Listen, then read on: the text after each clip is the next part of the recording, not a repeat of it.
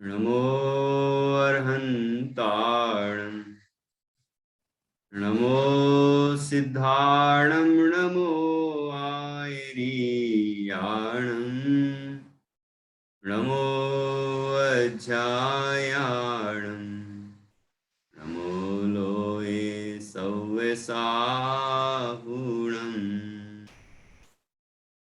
मङ्गलं भगवान् वीरो मङ्गलं गौतमो गणि मङ्गलं कुन्दकुन्दाद्यो जैनधर्मोऽस्तु मङ्गलम् सर्वमङ्गलमाङ्गल्यं सर्वकल्याणकारकं प्रधानं सर्वधर्माणां जैनं जयतु शासनं जैनं जयतु शासनम्।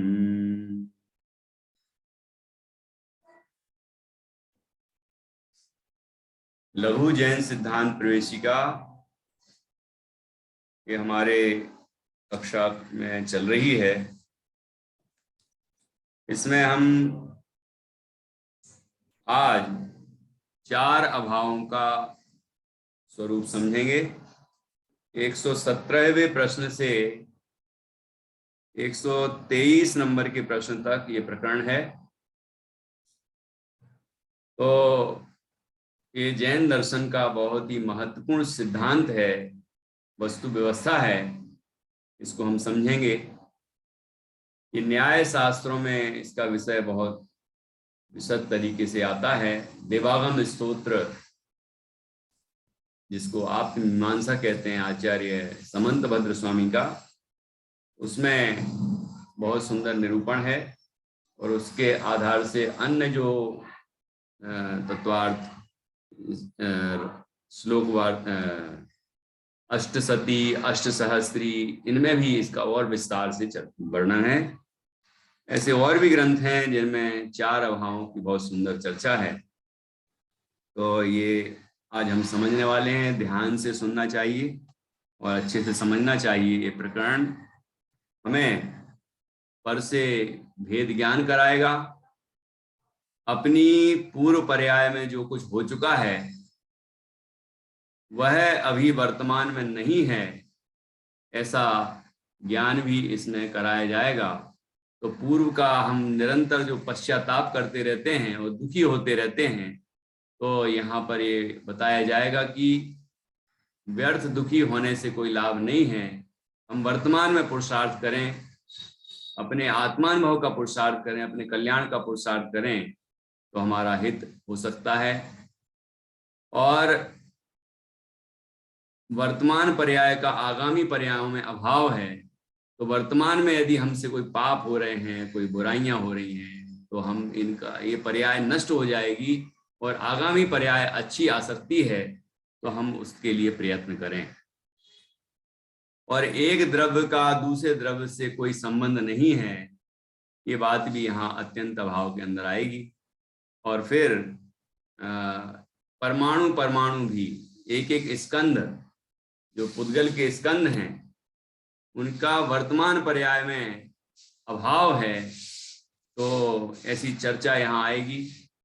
ये पूरा प्रैक्टिकल विषय है, प्रायोगिक है, और इसका प्रयोग करके हम भेद विज्ञान प्राप्त कर सकते हैं, परम शांति प्राप्त कर सकते हैं। ऐसा बड़ा सुंदर ये प्रकरण है, 4 अभाव। तो देखिए 117 नंबर का प्रश्न है, और 117वें प्रश्न में बताया है अभाव किसे कहते हैं। प्रश्न है अभाव किसे कहते हैं। तो उत्तर है इसका, एक पदार्थ में दूसरे पदार्थ के ना होने को अभाव कहते हैं। अभाव, भाव मतलब होना, अभाव मतलब नहीं होना। तो एक पदार्थ का दूसरे पदार्थ में नहीं होना वो अभाव। जीव का पुद्गल में नहीं होना, पुद्गल का जीव में नहीं होना। ऐसे धर्म अधर्म आकाश काल द्रव्य हैं। एक जीव का दूसरे जीव में नहीं होना, पुद्गल का जीव में नहीं होना, पुद्गल का पुद्गल में नहीं होना। मतलब एक द्रव्य दूसरे द्रव्य में नहीं होता। एक द्रव्य दूसरे द्रव्य रूप नहीं होता। एक पदार्थ का दूसरे पदार्थ में नहीं होना ये अभाव है। ठीक है, प्रत्येक पदार्थ स्वयं में है, स्वयं से है, स्वयं स्वरूप है, लेकिन अन्य रूप नहीं है। तो एक पदार्थ का दूसरे पदार्थ में नहीं होना यह अभाव है। यहां अभाव की परिभाषा बताई, बड़ी सरल है, जानना याद हो गई तुम्हें। एक पदार्थ में दूसरे पदार्थ के ना होने को अभाव कहते हैं। सरल सी परिभाषा है, छोटी सी, है ना। इसको समझ लिया जाए तो कल्याण ही हो जाए, क्योंकि हम तो अन्य पदार्थों में मिल जाना चाहते हैं या अन्य पदार्थों को अपने अंदर मिला लेना चाहते हैं। तो जब हमें ये बात समझ में आ जाएगी कि एक पदार्थ दूसरे पदार्थ में होता ही नहीं, एक पदार्थ का दूसरे पदार्थ में ना होना वह अभाव है। अभाव शब्द का यहाँ पर जो अर्थ है वो बताया गया। अभाव है का मतलब ये नहीं कि वस्तु है ही नहीं। अभाव है का मतलब एक वस्तु दूसरे वस्तु में नहीं है। जीव पुद्गल में नहीं है, पुद्गल जीव में नहीं है।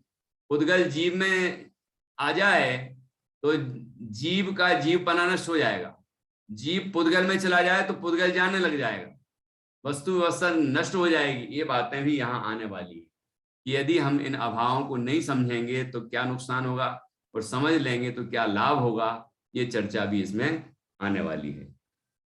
तो देखिए, अभाव किसे कहते हैं? जिस एक पदार्थ में दूसरे पदार्थ के ना होने को अभाव कहते हैं।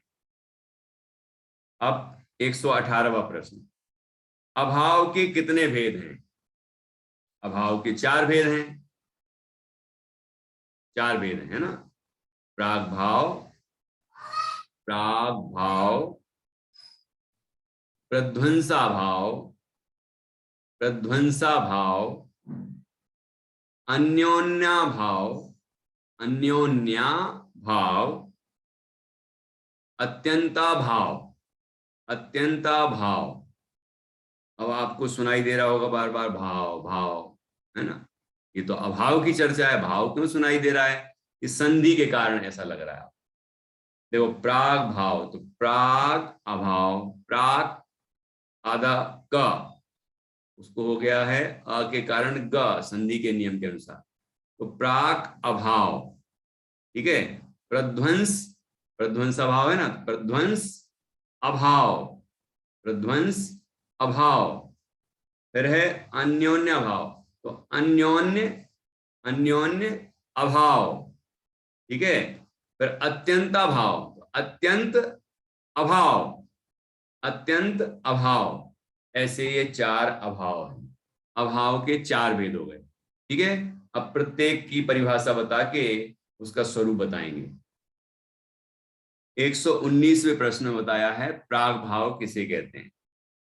उत्तर ध्यान से सुनना, फिर मैं कुछ ऐसे प्रसंग रखूंगा, उदाहरण दूंगा, तो उसमें आपको बताना पड़ेगा कि इसमें कौन सा अभाव है, या ऐसा प्रसंग बताऊंगा कि आपको बताना पड़ेगा कि उस जीव ने कौन सा अभाव नहीं माना था, इसलिए ऐसा हुआ। ये दोनों तरह से आपको सोचना समझना है और फिर बताना पड़ेगा, इसलिए ध्यान से सुने। देखिए, प्राग भाव किसे कहते हैं? उत्तर, एक द्रव्य की वर्तमान पर्याय का, क्या बोला मैत्री? एक द्रव्य की वर्तमान पर्याय का उसी द्रव्य की पूर्व पर्याय में अभाव, उसी द्रव्य की पूर्व पर्याय में अभाव, सो प्रागभाव है। ठीक है, क्या है ये? एक द्रव्य की वर्तमान पर्याय का उसी द्रव्य की पूर्व पर्याय में अभाव, सो प्रागभाव है। इसका क्या मतलब हुआ, क्या तात्पर्य हुआ? जैसे कि घड़ा है, घड़ा, ठीक है। घड़ा जो हमारे पास है, उसकी जो वर्तमान पर्याय है घड़ा, क्या घड़े घड़े रूप जो वर्तमान पर्याय है, मिट्टी का घड़ा है वो वर्तमान पर्याय है। अब मिट्टी के घड़े रूप पर्याय है ना, तो मिट्टी की पूर्व पर्याय कौन सी थी इसके पहले? वो पिंड रूप थी, वो जो चक्के के ऊपर ऐसे ऐसे गोल गोल घुमा घुमा के घड़ा बनाया था ना, तो पिंड था, मिट्टी का पिंड। ठीक, तो मिट्टी का पिंड रूप जो अवस्था थी, क्या अभी घड़े रूप अवस्था है वो? सुनना ध्यान से, वर्तमान पर्याय कौन सी है मिट्टी की? घड़े रूप। तो मिट्टी की घड़े रूप जो पर्याय है उसका पूर्व पर्याय में अभाव, मतलब जो पिंड रूप अवस्था है उसमें अभाव, तो इसको कहते हैं प्राग भाव। जैसे, और दूसरा उदाहरण, जैसे रोटी बनाती हो, जानने तुमने कभी रोटी बनाई है? नहीं बनाई? बनाई है। तो पहले गोल गोल गोल गोल करते हैं, लोई बनाते हैं ना, लोई बनाते हैं, फिर उसके बाद उसको बेल देते हैं, फिर सेकते हैं। ठीक है, तो अपन दो अवस्थाएं समझते हैं। एक गोल गोल बनाई वो लोई, लोई का लोई जो है अब रोटी बन गई है ना, बेलने के बाद सेक दी तो रोटी बन गई। तो रोटी का, अब रोटी अवस्था लेंगे हम यहाँ पर, रोटी जो बन गई है, रोटी का लोई लोई रूप अवस्था में अभाव है या नहीं है? मतलब रोटी लोई है कि रोटी है? क्यों नित्या, रोटी लोई है कि रोटी है वो? अब रोटी रही कि रोटी बन गई कि लोई बनी, लोई बची रही वो? अभी रोटी जो बन गई है वो लोई है, अभी भी लोई बनी हुई है क्या वो?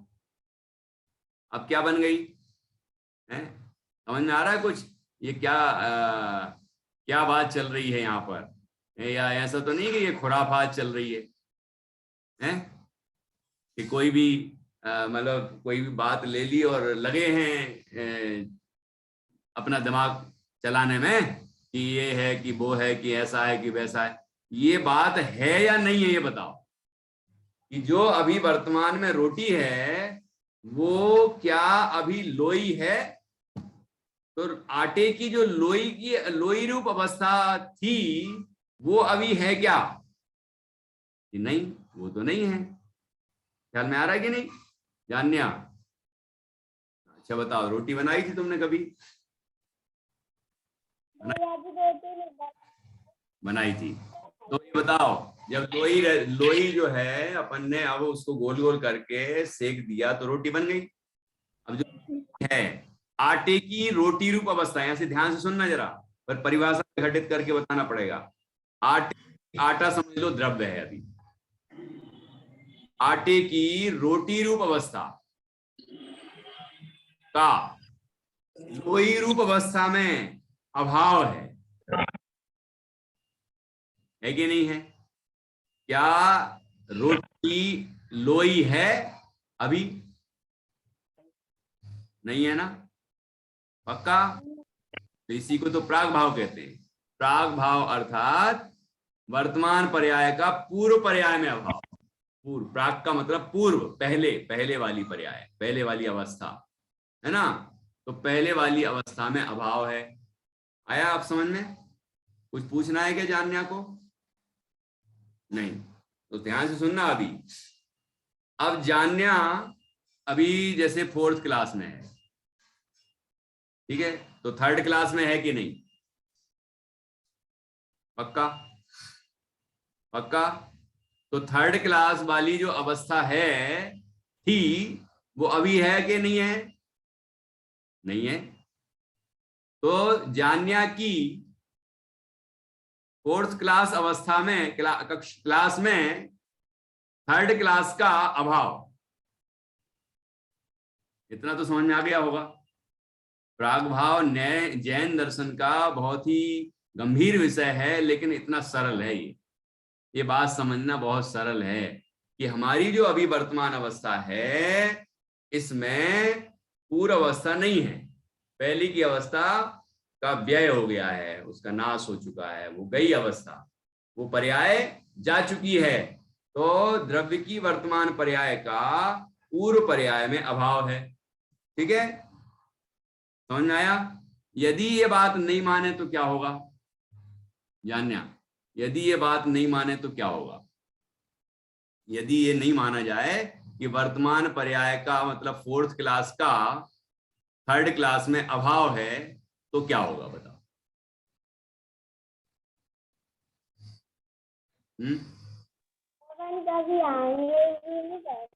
क्या बात है, कितनी बढ़िया बात बताई। अपन कभी आगे ही नहीं बढ़ पाएंगे। शाबाश, यही तो समझना है इसमें। यदि हमने ये मान लिया कि हम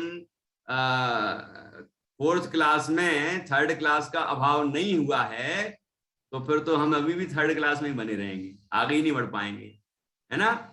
ऐसे ही कि जैसे हमारे अंदर क्रोध आया, तो यदि हमारी जो वर्तमान पर्याय है क्रोध वाली, इसका पूर्व वाली पर्याय में अभाव नहीं हो तो क्या होगा? ऐसा नहीं, थोड़ा और उसको समझे। पहले हमें एक समय पहले बहुत तेज गुस्सा आया था, है ना? और अब बिल्कुल शांति से बैठ गए, है ना? तो अब हमें क्रोधी कहना चाहिए कि नहीं? ये बड़ा गुस्सैल आदमी है, ये तो देखो कि गुस्सा कर रहा है। अरे अभी गुस्सा क्या कर रहा है वो? अभी तो बिल्कुल शांत है कि नहीं शांत? तो जब शांत अवस्था में बैठा है तो उसको गुस्सैल क्यों कहेंगे हम? लेकिन हम लोग कहते हैं ऐसा।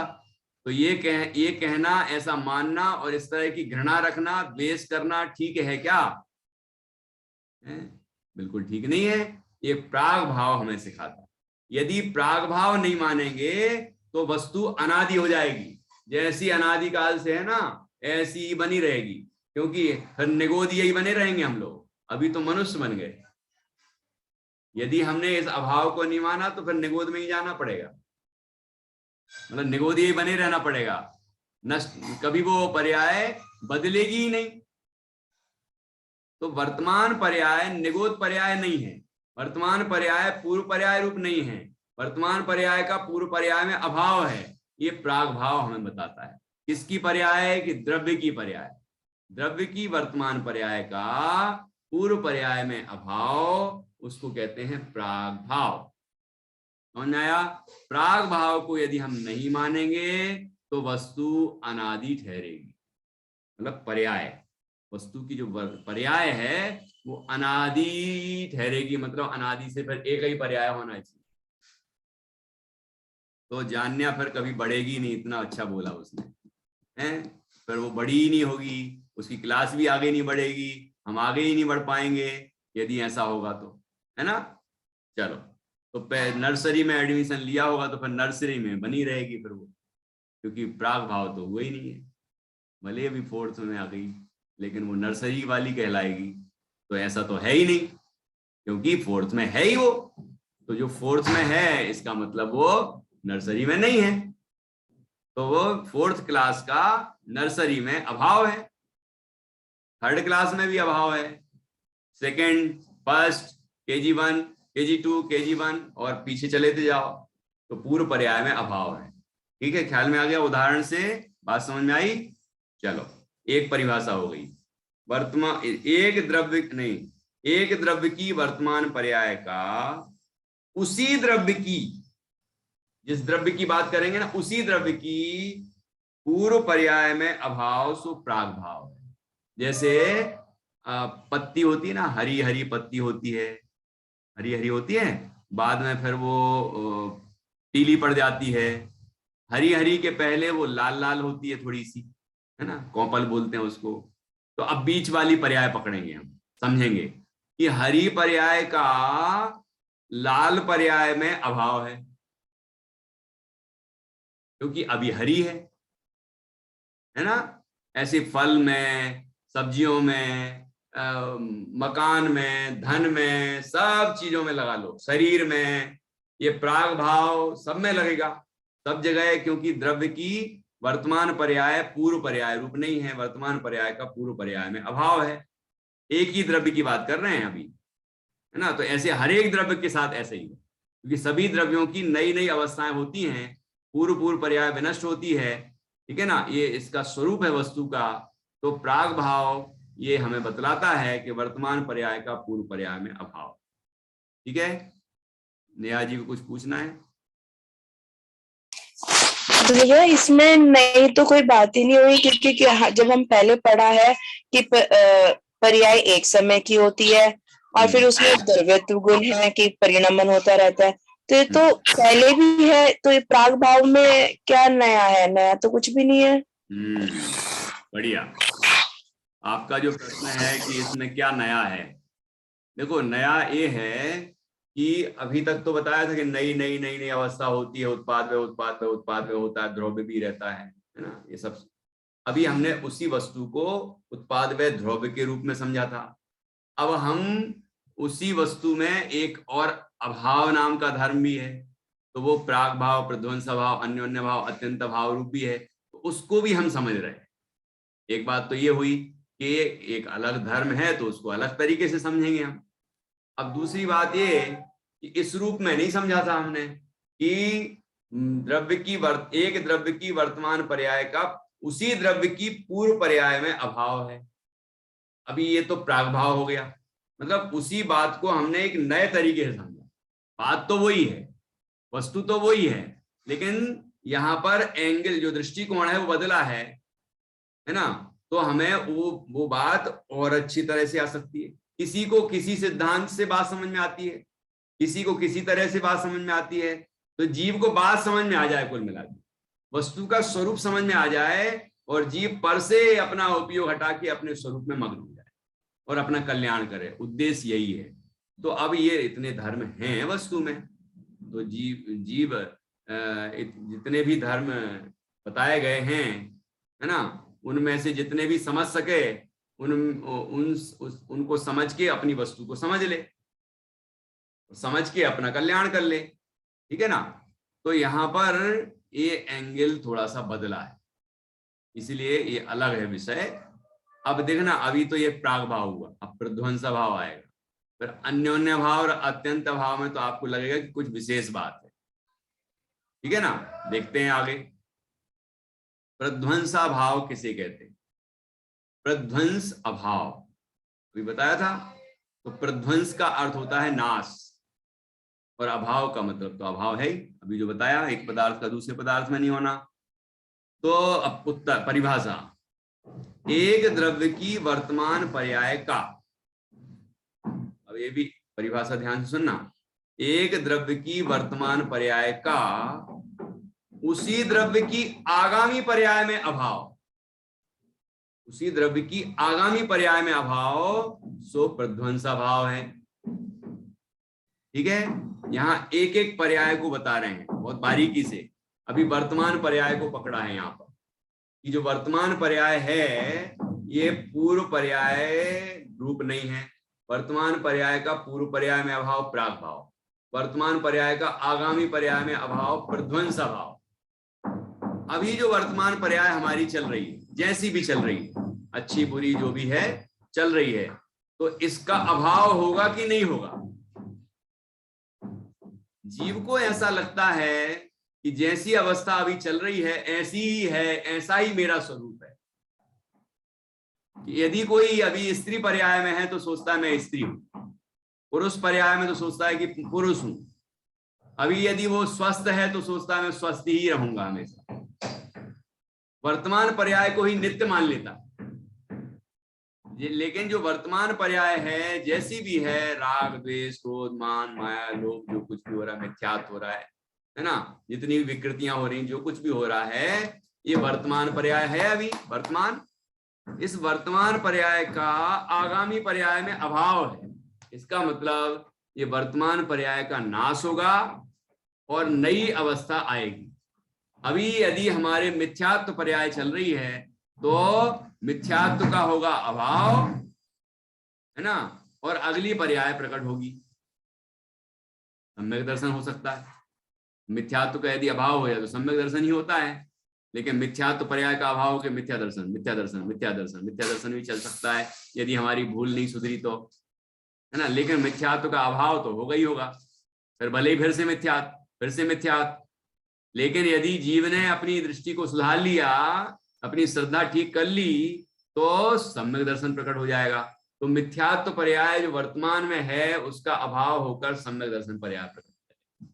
अभी यदि हमारे अंदर क्रोध प्रकट हो रहा है तो ऐसा नहीं समझना चाहिए कि क्रोध बना ही रहेगा हमेशा, कि नहीं, उस वर्तमान पर्याय का अभाव होके क्षमारूप पर्याय भी प्रकट होगी, क्योंकि वर्तमान पर्याय का आगामी पर्याय में अभाव है।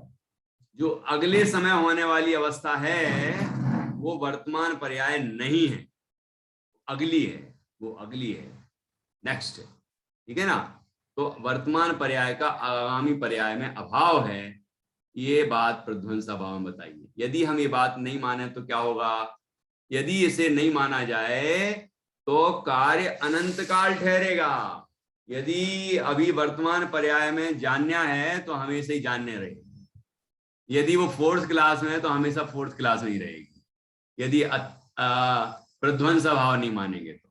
यदि वो पत्ती हरी है तो हरी ही रहेगी, फिर पीली नहीं होगी। यदि हम युवावस्था में हैं तो हमेशा युवा ही बने रहेंगे, लेकिन ऐसा तो नहीं होता।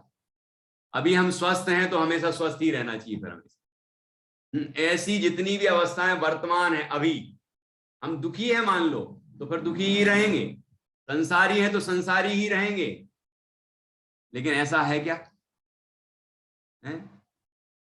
तो जो वर्तमान पर्याय है हमारी अभी जैसी भी है, विकृत है या अच्छी है, जैसी भी हमें लगती हो, जो भी है उसका अभाव होना निश्चित ही है, और उसका अभाव होके आगामी नई पर्याय, फ्रेश पर्याय आएगी, है ना, ये निश्चित है।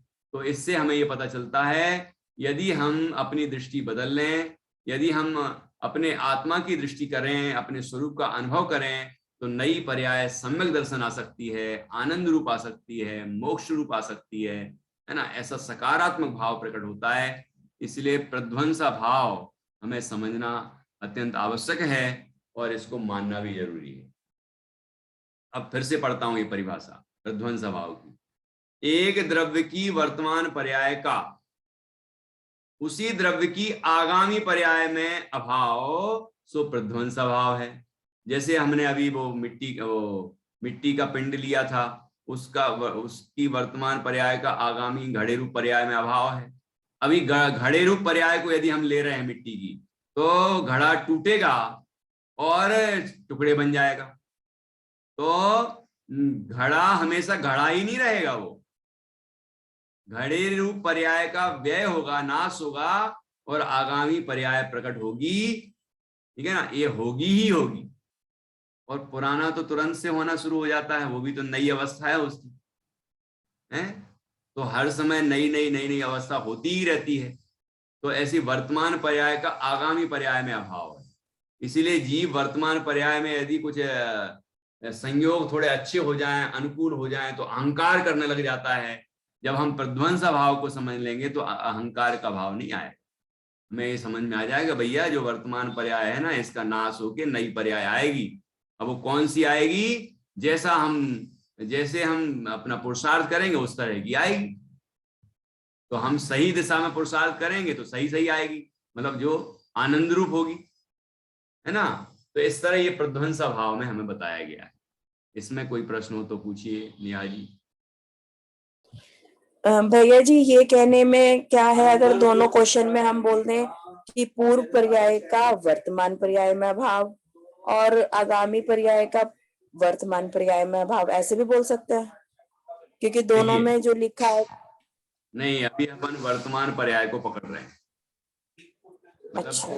3 समय की पर्यायों में से जो दूसरे समय की पर्याय है वो अभी वर्तमान है ना, उसको हमने वर्तमान पर्याय कहा।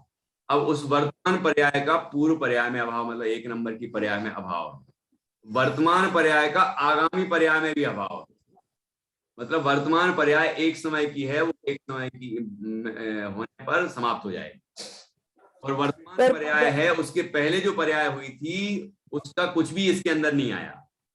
तो वर्तमान पर्याय पूर्व का कुछ नहीं आया, और वर्तमान पर्याय जो है वो आगामी रहने वाली नहीं, आगामी काल की पर्याय में वो उसका कोई अंश जाने वाला नहीं। तो भैया पूर्व पर्याय वर्तमान पर्याय में भी तो नहीं है ना, अगर हम इसको ऐसे बोल दे कि पूर्व पर्याय का अभाव वर्तमान पर्याय में, वर्तमान पर्याय का ही पूर्व पर्याय नहीं, में क्यों? वर्तमान क्योंकि को पूर्व पर्याय मुख्य कर रहे हैं क्योंकि वर्तमान हमें समझ में आ रही ना, हमारी वर्तमान पर्याय पता है हमें कि कौन सी हो रही है।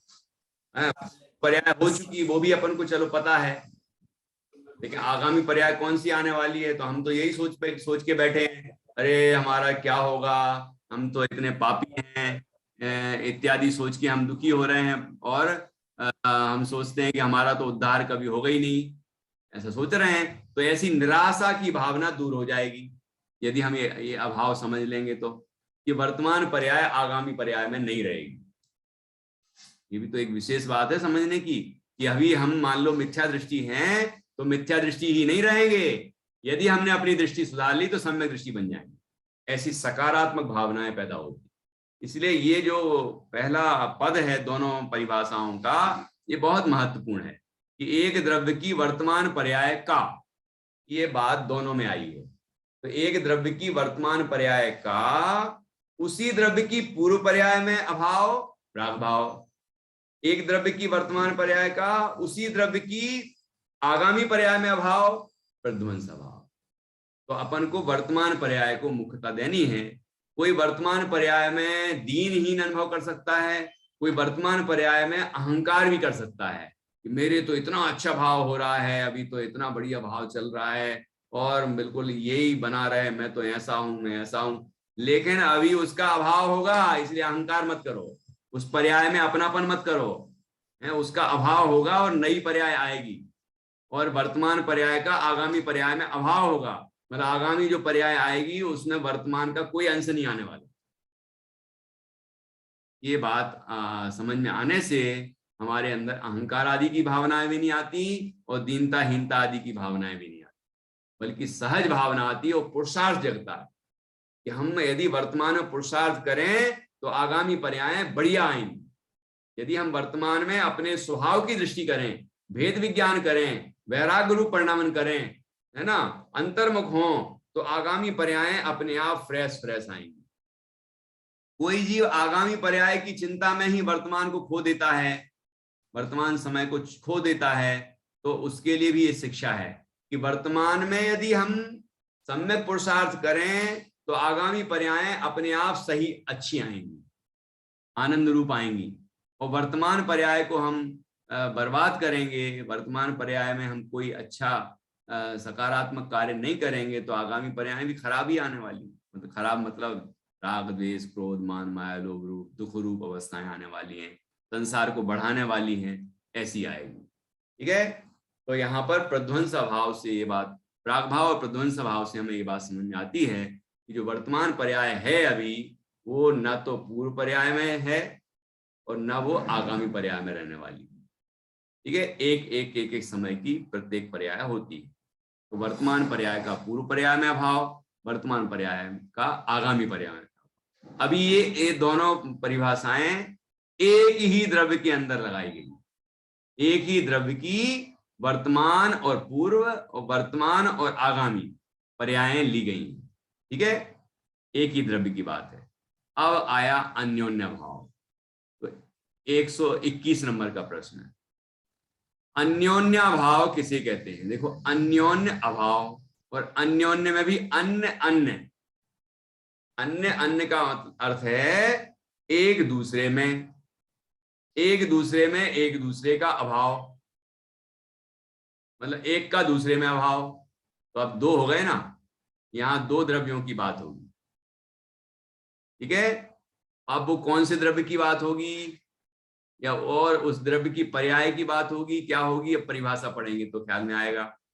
उत्तर, एक पुद्गल द्रव्य की वर्तमान पर्याय का ना, एक पुद्गल द्रव्य की वर्तमान पर्याय का अन्य पुद्गल द्रव्य की वर्तमान पर्याय में, द्रव्य दो और उनकी अपनी अपनी वर्तमान पर्याय।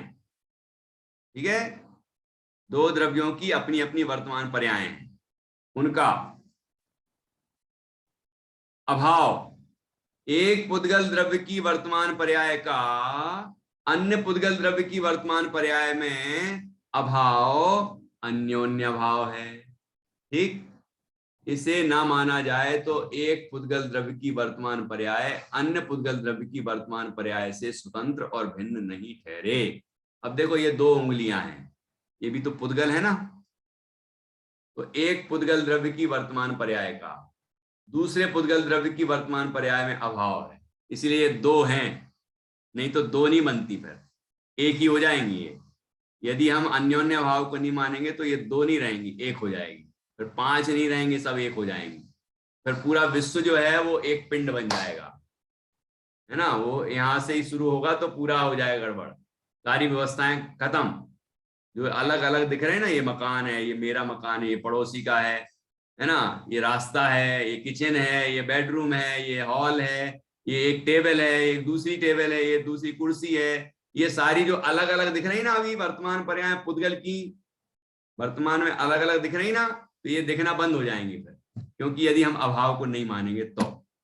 लेकिन अभाव है और हमें ये स्वीकार है कि वर्तमान एक पुद्गल द्रव्य की वर्तमान पर्याय का दूसरे पुद्गल द्रव्य की वर्तमान पर्याय में अभाव है।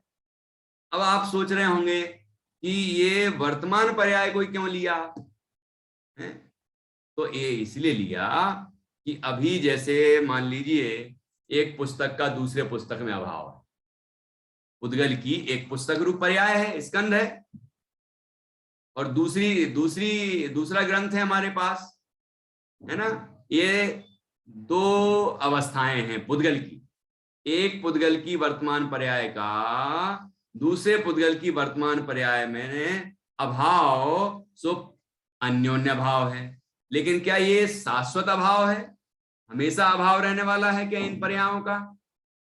ये जो दो स्कंद हैं ये क्या अलग हमेशा ही ऐसे रहने वाले हैं कि नहीं? जैसे कि वो क्या होता है, ये पुस्तकों का पेपर्स वगैरह रहते हैं, कागज रहते हैं, इनको वो रिसाइकिल करते हैं ना, गला देते हैं सब, सारी पुस्तकों को गला दिया गया और फिर नई किताब बन जाएगी या नया पेपर बन जाएगा, नई नई कॉपियां बन जाएंगी, बनती हैं कि नहीं? तो अब इसका अंश उसमें चला गया, उसका अंश इसमें आ गया, इसका अंश किसमें चला गया हमें थोड़ी पता, भगवान जानते हैं, लेकिन एक दूसरे में चला गया कि नहीं? यहाँ एक एक पेज अलग अलग है, एक एक अक्षर अलग अलग है, सब पुद्गल ही है, लेकिन अभी वर्तमान में इनका एक दूसरे में अभाव है। लेकिन ये अभाव तात्कालिक है, क्षणिक अभाव है, शाश्वत अभाव नहीं है, क्योंकि वर्तमान पर्यायों की बात दोनों की। इससे ये व्यवस्था बनती है कि हमारे घरों में या अड़ोस में पड़ोस में दुनिया में जो व्यवस्थाएं हैं कि ये अलग स्कंद है, ये अलग स्कंद है, ये अलग है, अलग पर्याय है, पुद्गल की अलग पर्याय है, तो ये व्यवस्था तभी बनी है जब इनमें आपस में अभाव है वर्तमान में। तो एक पुद्गल द्रव्य की वर्तमान पर्याय का अन्य पुद्गल द्रव्य की वर्तमान पर्याय में अभाव अन्योन्य भाव है।